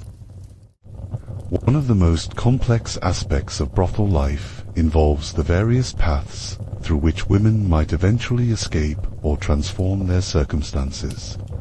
While popular imagination often portrays prostitution as a trap from which escape is impossible, Roman reality was more nuanced, offering several routes to different forms of freedom and security for slave women. Manumission represented the most direct path to legal freedom. Masters might grant freedom as a reward for faithful service as part of their will provisions or in response to payment of accumulated earnings. Some customers developed genuine affection for particular women and negotiated with owners for their freedom either as gifts or as marriage arrangements that required free status. The peculium system allowed slaves to accumulate money and property that, while technically belonging to their masters, could be used to purchase their own freedom. Successful prostitutes might save enough over several years to buy, though this required both high earnings and masters willing to accept such arrangements. Free women faced different challenges and opportunities. They could accumulate property, establish independent businesses, or develop relationships that might lead to marriage or long-term support arrangements. Some successful courtesans became wealthy enough to own their own establishments, transitioning from workers to entrepreneurs. Marriage offered another escape route, though one fraught with complications. Roman men could legally marry former prostitutes, though such unions often faced social disapproval and family opposition. Some relationships that began as commercial transactions evolved into genuine partnerships, especially when significant age or class differences made formal marriage impractical but informal arrangements, beneficial to both parties. Retirement from active prostitution didn't necessarily mean complete separation from the industry. Older women often remained involved as managers, trainers of younger workers, or providers of specialized services that didn't require physical beauty. Their experience and connections within the trade remained valuable assets that could generate continued income. Some women leveraged skills acquired in the profession into related but more respectable occupations. Those who had learned to read and write might work as scribes or accountants. Women with musical or theatrical training could join legitimate entertainment troupes. Those with knowledge of herbal remedies or massage techniques might establish healing practices. Geographic mobility offered opportunities for reinvention that weren't available locally. A woman might move to a distant city where her past was unknown and establish herself in legitimate business, or marry without her history becoming an issue. The vast size of the Roman Empire made such geographic solutions feasible for those with sufficient resources. Investment in education, either their own or their children's, represented long-term strategies for social advancement. Women who learnt specialized skills or who ensured their children received good education were investing in future opportunities that might break cycles of poverty and marginalization. Some women found protection and advancement through religious involvement. Certain mystery cults and religious communities welcomed women regardless of their past, offering spiritual community and sometimes economic opportunities related to temple activities. The most successful often combined multiple money, developing skills, maintaining beneficial relationships, and planning for eventual transition to different circumstances. Success required not just earning capacity, but financial discipline, social intelligence, and often considerable luck in avoiding the various disasters that could destroy carefully laid plans. As dawnlight creeps through the high windows and the establishment prepares for its daily transition from night to day, you witness the complex process of accounting, both financial and personal, that marks the end of each working period. The proprietress conducts her morning business with the efficiency of any successful merchant. Earnings are counted, expenses calculated, and plans made for the day ahead. Some women have had profitable nights, others less successful ones. Payments to the house are collected, wages distributed, and bonuses awarded for exceptional performance or customer satisfaction. But the accounting goes beyond mere financial calculation. Each woman conducts her own personal reckoning, evaluating not just monetary success, but emotional costs, physical demands, and progress toward whatever long-term goals she maintains. Some days feel like victories, others like defeats. Most simply like another step forward in the complex journey of survival. Lydia counts her earnings carefully, setting aside money for the house, for daily expenses, and for the small savings fund she maintains toward an uncertain future. She's learned to think in terms of months and years rather than individual transactions, understanding that her current earning capacity won't last forever, and that every denarius saved now represents future security. The physical toll of the work requires constant attention. Women examine themselves for injuries, apply treatments for soreness or minor ailments, and make decisions about whether they're healthy enough to work another night. Some need rest, others require medical attention. A few must consider whether continuing in the profession is physically sustainable. Emotional processing happens in various ways. Some women prefer privacy for their post-work reflections. Others find comfort in sharing experiences with colleagues, discussing difficult customers, celebrating successful encounters, or simply venting frustrations about the various indignities and challenges of their profession. The establishment itself undergoes transformation as day replaces night. Rooms are cleaned and prepared for the next evening. Supplies are inventoried and replenished. Maintenance issues are addressed. The building must be ready to resume operations when darkness falls again, and the cycle repeats. Plans are made for the day ahead.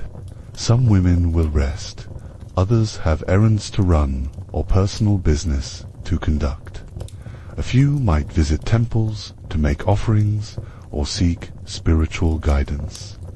Others will spend time with families or friends outside the profession temporarily, resuming roles as mothers, daughters, or simply private individuals.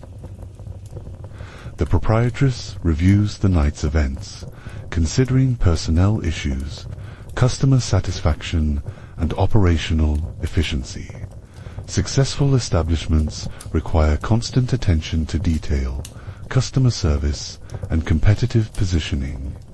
Today might bring supplier visits, interviews with potential new workers, or meetings with officials who regulate or tax. The business. Security concerns are evaluated based on the night's experiences. Were there any problem customers who might return? Are there signs of increased gang activity in the neighborhood? Do any situations require attention from guards or legal authorities? Safety is an ongoing concern that requires daily assessment and response. The rhythm of transition from night work to day rest creates its own challenges. Women must shift from public availability to private recovery, from professional performance to personal authenticity. This daily transformation requires psychological resilience and clear boundaries between work self and private self. What becomes clear as you spend time in this environment is how the brothel exists within vast networks of relationships, dependencies, and mutual obligations that extend far beyond its physical walls. These connections reveal how thoroughly integrated sexual commerce is with the broader fabric of Roman urban life. Suppliers form the most obvious network. The wine merchant who delivers quality vintages knows exactly what his products will be used for, loosening inhibitions, enhancing pleasure, creating atmosphere conducive to spending money. The perfume seller who provides exotic scents understands that her oils and unguents are tools of seduction and customer satisfaction. The jeweler who offers trinkets and accessories caters to women who need to maintain appearances that attract clients. Religious networks connect the establishment to temples throughout the city. Priests who publicly condemn sexual immorality privately accept donations that fund temple maintenance and religious festivals. Some temples provide discreet medical services, spiritual counsel, or simply sanctuary for women who need temporary refuge from violent situations. Political connections run both ways. Officials who regulate or tax the industry also protect it from reformers who might shut it down entirely. Some politicians have financial interests in brothel properties or related businesses. Others maintain the facade of moral opposition while privately enjoying the services they publicly condemn. Criminal networks provide protection, enforcement, and various illegal services that complement legal operations. Gang leaders ensure that rival organizations don't encroach on established territories. They also handle debt collection, intimidation of problem customers, and elimination of competitors who violate territorial agreements.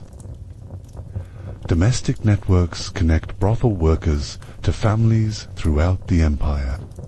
Women send money to parents in distant provinces, support children being raised by relatives, or maintain connections to siblings and other family members.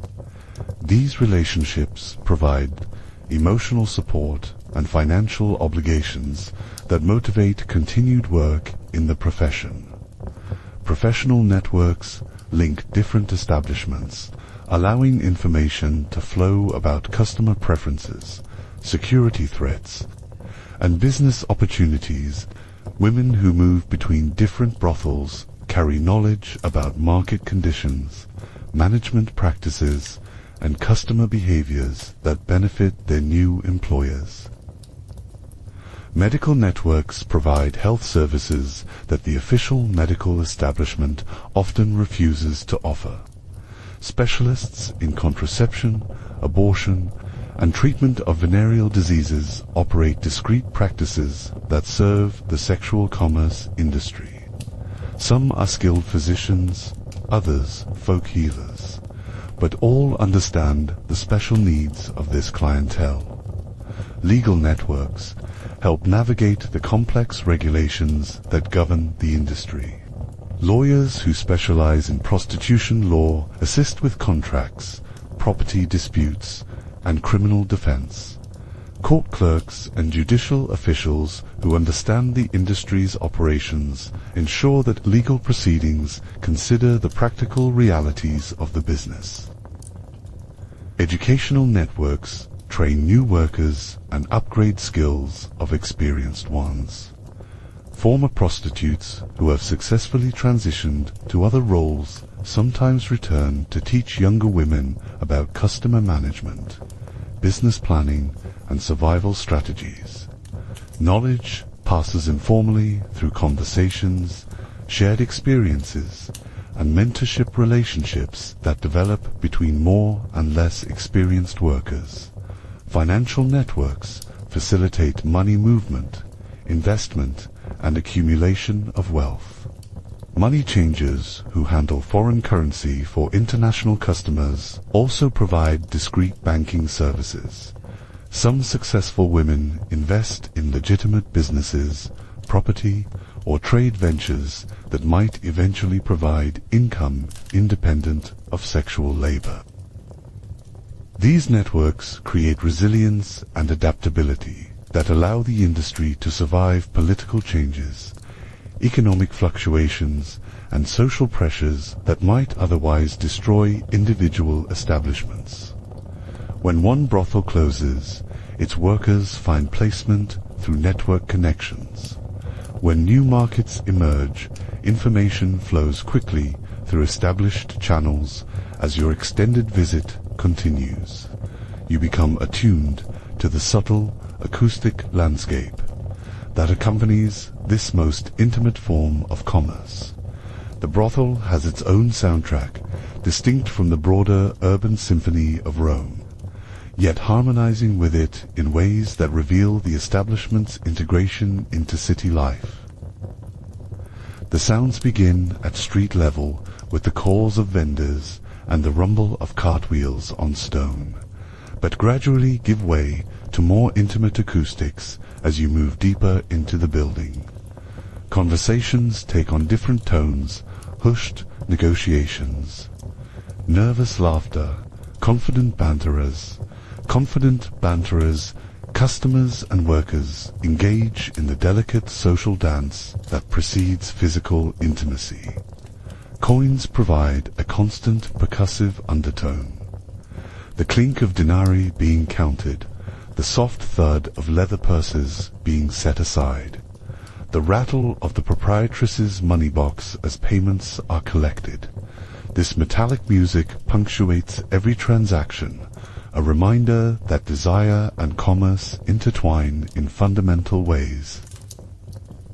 Behind thin walls, the sounds of business continue. Murmured conversations as preferences are discussed and boundaries established. The creak of beds and rustle of fabric as physical encounters begin. Occasional laughter or gentle words of encouragement.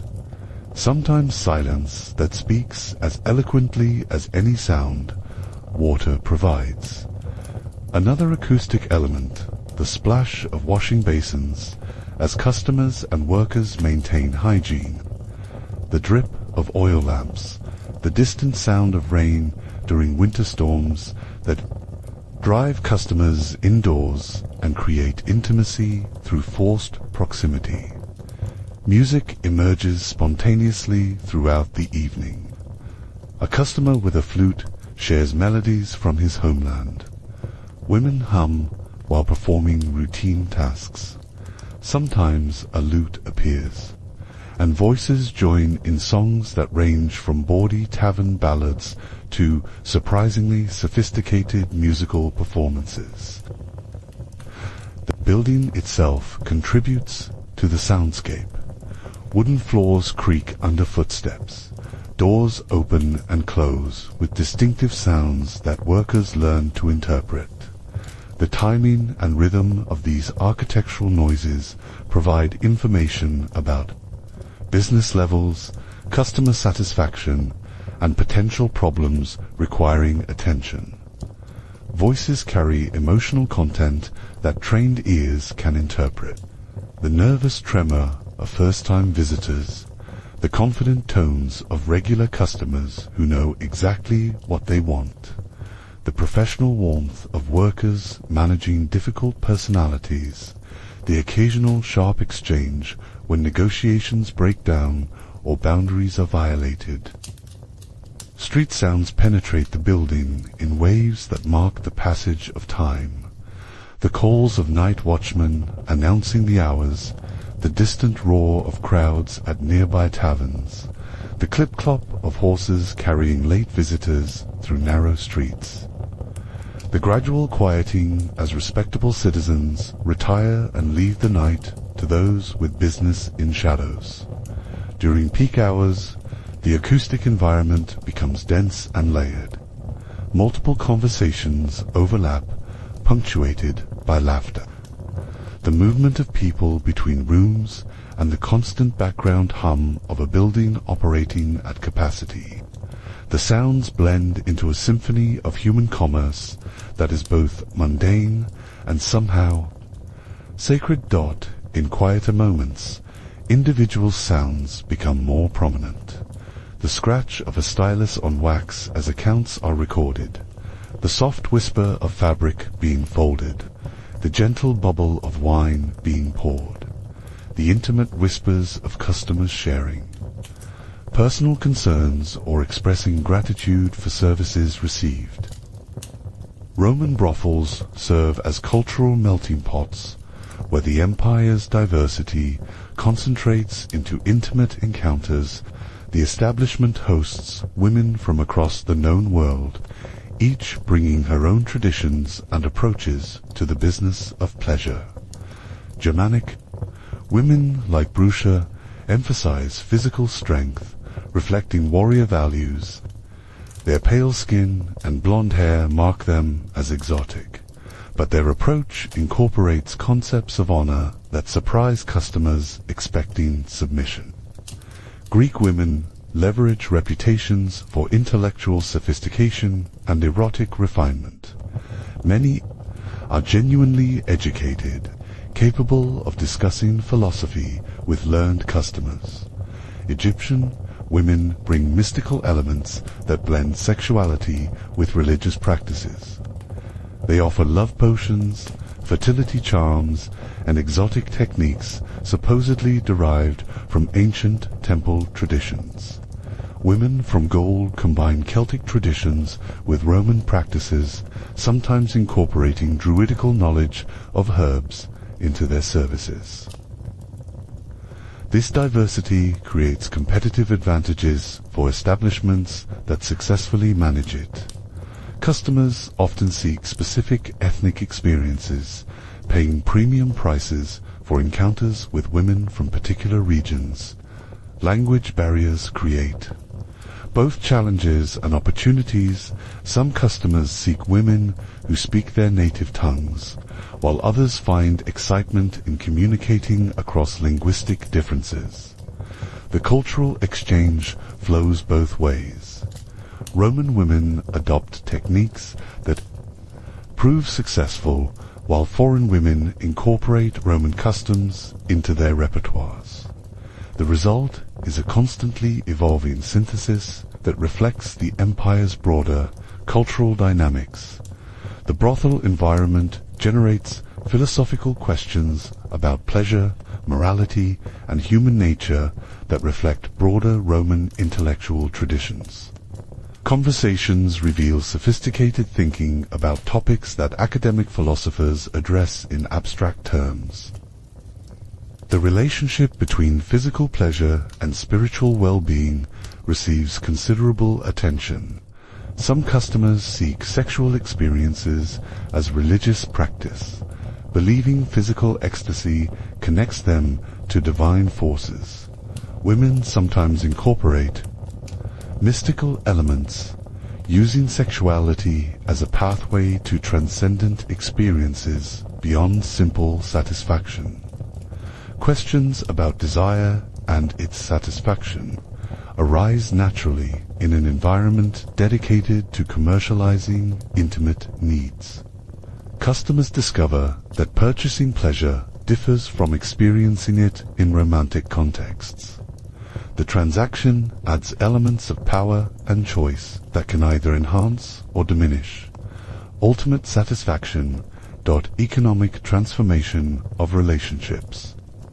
Raises questions about authenticity. Can purchased affection provide meaningful satisfaction? Do commercial encounters fulfill the same needs as those arising from love? Workers develop sophisticated understanding through daily experience with commercialized intimacy. Issues of power and vulnerability take special significance where economic necessity meets intimate exposure. Women navigate between professional boundaries and genuine responsiveness, maintaining authenticity while protecting themselves from exploitation. The diversity of preferences encountered challenges assumptions about normal sexuality, leading to more tolerant understanding of human expression. As your extended stay in the establishment approaches its end, you begin to understand how the brothel operates according to natural and social rhythms that connect it to the broader patterns of Roman life, while maintaining its own distinct character and timing. The daily cycle begins in late afternoon as the establishment prepares for evening business. Women wake from daytime rest, attend to personal hygiene, and apply cosmetics and perfumes that will enhance their appeal to customers. The proprietress reviews the previous night's accounts, plans for the evening ahead, and addresses any problems that have emerged during the day. Early evening brings the first customers, newcomers, regular clients stopping by after work, and men who prefer the reduced competition and lower prices of off-peak hours. The atmosphere is relatively calm and professional as business builds gradually toward the busy hours that lie ahead. Peak business occurs during the traditional Roman dinner hours and immediately afterward, when men have finished their daily obligations and have money in their purses from completed transactions. The establishment fills with conversation, laughter, and the constant flow of customers seeking various forms of entertainment and satisfaction. Late-night hours attract a different clientele with more complex needs and often more generous spending habits. The pace slows somewhat as customers seek extended encounters rather than quick transactions. Conversations become more intimate, and the boundary between commercial and personal relationships becomes more fluid. The transition toward dawn brings gradual quieting as customers return to their legitimate lives and women prepare for rest. Final accounts are settled, the building is secured, and those who work here transform themselves back into private individuals rather than public performers. Weekly cycles reflect the broader patterns of Roman social and economic life. Religious observances affect business patterns, as customers either avoid activities that might compromise ritual purity or seek celebration through sensual indulgence. Market days bring rural visitors with money to spend, while court days attract lawyers and litigants from throughout the region. Seasonal changes create longer-term business cycles that require planning and adaptation. Summer festivals and military campaigns generate periods of intense activity, while winter weather and agricultural schedules create slower periods that must be managed carefully to maintain profitability through the full year. The lunar calendar affects both business and personal practices. Some women time their monthly cycles to coincide with less busy periods, while others use lunar observations for religious practices or practical planning. The phases of the moon influence customer behavior in subtle ways that experienced workers learn to anticipate and accommodate annual events like imperial visits, major trials, or significant religious festivals create exceptional business opportunities that can generate substantial income if properly managed. The establishment must balance increased capacity during these periods with the need to maintain service quality and worker welfare. The rhythm of imperial-wide economic cycles affects long-term business planning. Prosperous years bring increased customer spending and competitive pressure for higher quality services. Economic downturns require adaptation to customers with less disposable income while managing increased numbers of women seeking work in the trade. Personal cycles of individual workers add another layer of complexity. Women enter and leave the profession, advance or decline in their earning capacity, and navigate the various life events that affect their availability and effectiveness. Managing these individual trajectories while maintaining overall business stability requires considerable skill and experience. As the first pale light of dawn begins to penetrate the narrow windows, your own experience in this Roman brothel draws to its close. Like thousands of other customers before and after you, you must now navigate the transition from the intimate, commercial world of purchased pleasure back to the public realm of civic duty and social convention. The final transaction involves more than settling accounts. There's a subtle protocol for ending encounters that preserves dignity for all parties, while acknowledging the temporary nature of purchased intimacy. Livia helps you prepare for your return to the outside world, ensuring your clothing is properly arranged, that you carry no obvious signs of where you've spent the night, that the transition back to respectability is as smooth as possible. Payment of any additional fees occurs with the same straightforward directness that characterized the initial transaction. Tips for exceptional service, gratitude for particular consideration, or contributions toward future encounters are handled matter-of-factly. The pretense that this has been anything other than a commercial transaction dissolves in the practical necessity of completing business arrangements. Yet something lingers beyond the mere exchange of coins for services. You've glimpsed a parallel world that exists alongside but separate from conventional Roman society. You've experienced the complex humanity of women who sell intimacy while maintaining their own dignity and agency within severe constraints. You've observed how fundamental human needs create markets that persist despite social disapproval and legal restrictions.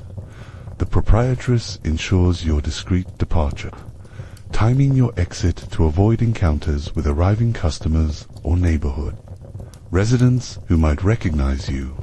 The establishment's reputation depends partly on protecting customer privacy, and professional discretion is as much a part of the service as anything that occurred in the private rooms. As you step back onto the cobblestones of the Subura, the contrast between inside and outside worlds becomes immediately apparent. The intimate atmosphere of purchased companionship gives way to the harsh realities of urban life beggars, criminals, merchants, and all the other characters who populate Rome's less fashionable districts. The sounds change from the murmured conversations and soft music of the brothel to the gradually awakening city shopkeepers opening their establishments, early customers seeking bread and wine, slaves carrying water from public fountains.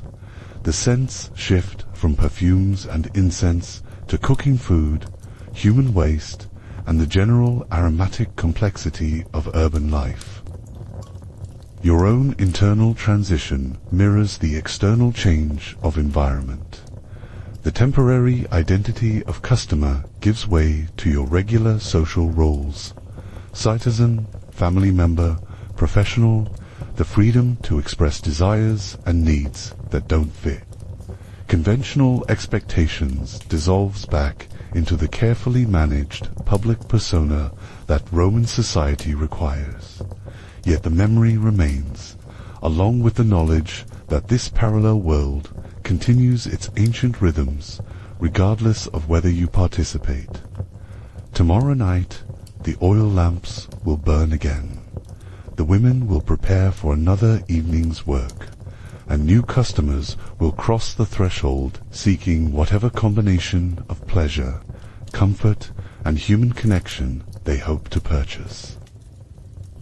The experience has provided temporary satisfaction for immediate needs while raising larger questions about desire, commerce, and the complex accommodations that societies make between official morality and practical necessity. You've participated in one of humanity's oldest forms of economic transaction while witnessing its particular Roman expression with all the cultural specificities that shape how pleasure is packaged and sold in this time and place.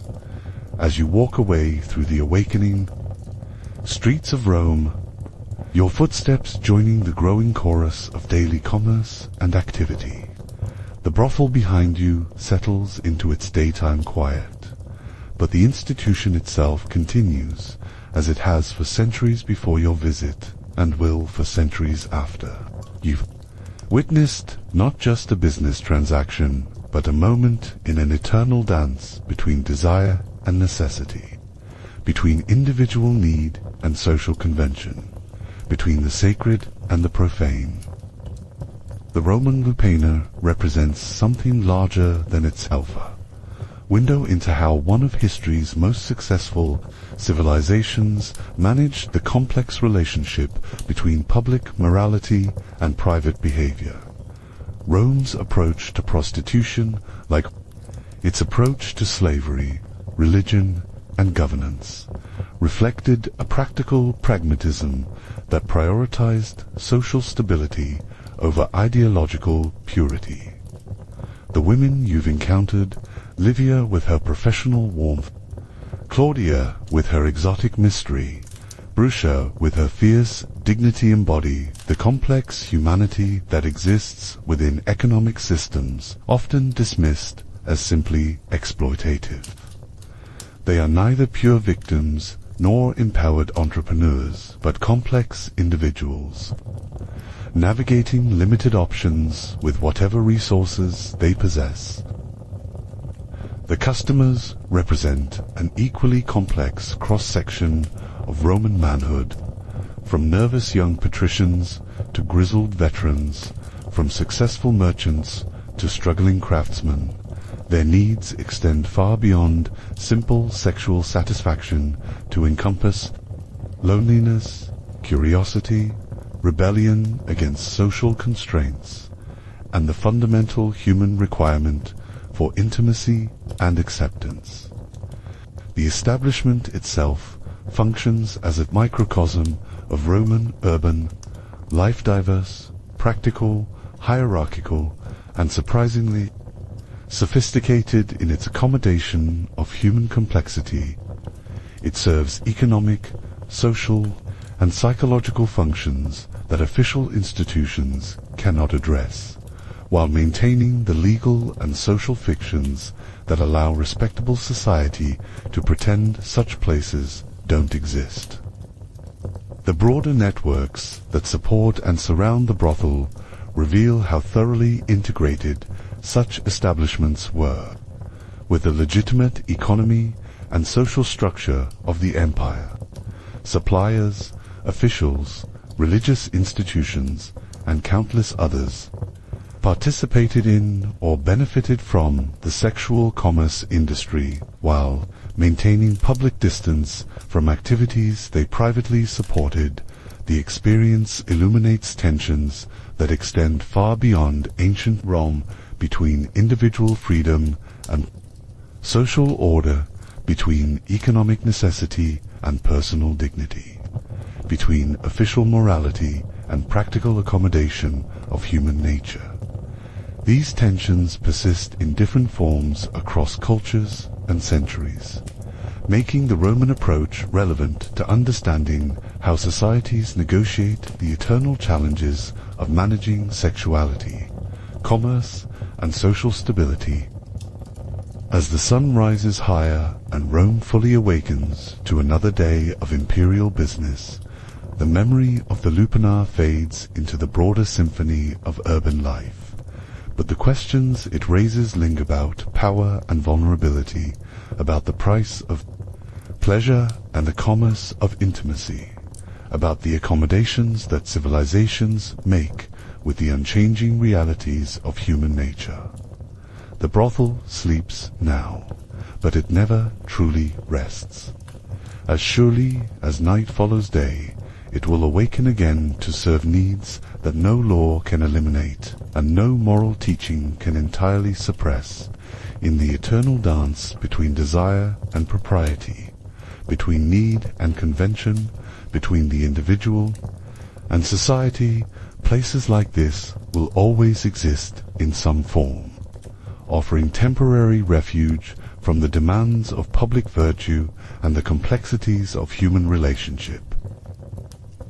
Your visit has ended, but the institution continues its ancient function, providing a space where the boundaries of normal social interaction can be safely transgressed, where needs that don't fit conventional frameworks can be acknowledged, and addressed, where the eternal human requirements for touch, acceptance, and momentary escape from the burdens of civilization can be met with practical Roman efficiency.